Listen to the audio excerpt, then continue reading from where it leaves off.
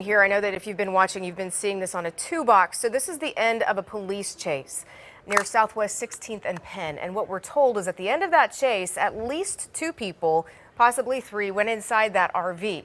There's an opening at the top of the RV, and someone has poked their head out a few times. And just now, right before we came to you, you could see someone between the RV and the house, and it appeared they were trying to break out possibly a window of the house to climb inside that way because officers are in the front with guns drawn.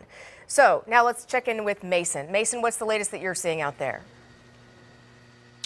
Yeah, Heather, we're right over. We saw him come out of the RV, in between the RV and the house, and he basically just broke into the house. We alerted Air One to let them know.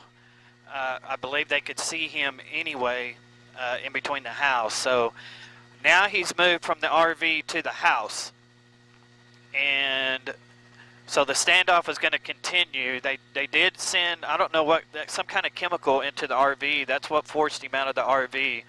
And then he broke a window or something into the house. So now he is in the house here at Southwest 16th and Penn, just to the east, as this standoff is going to continue as we know right now.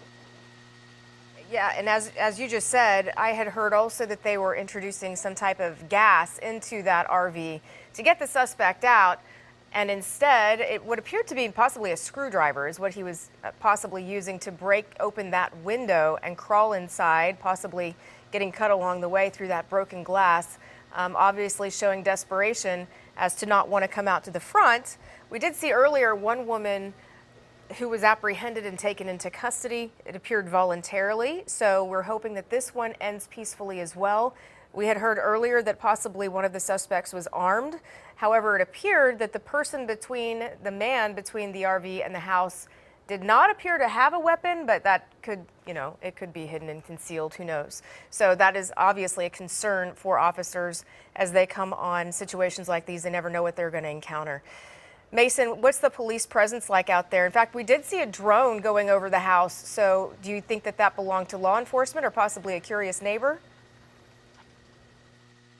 Well, you have Air One overhead, and that is the Oklahoma City Police drone or the Oklahoma County Sheriff's, not sure. But it is a police drone that they're flying over.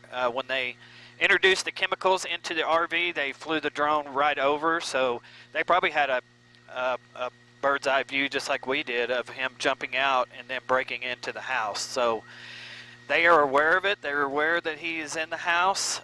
They were trying to see what he had in his hand. I believe they believe it was a hammer and not a weapon. So right now, this has been going on for over an hour. Southwest 16th in Pennsylvania, just to the east here, as this person has now barricaded themselves inside the house, this yellow house with the ladder on the back. So you can see the officers in the front.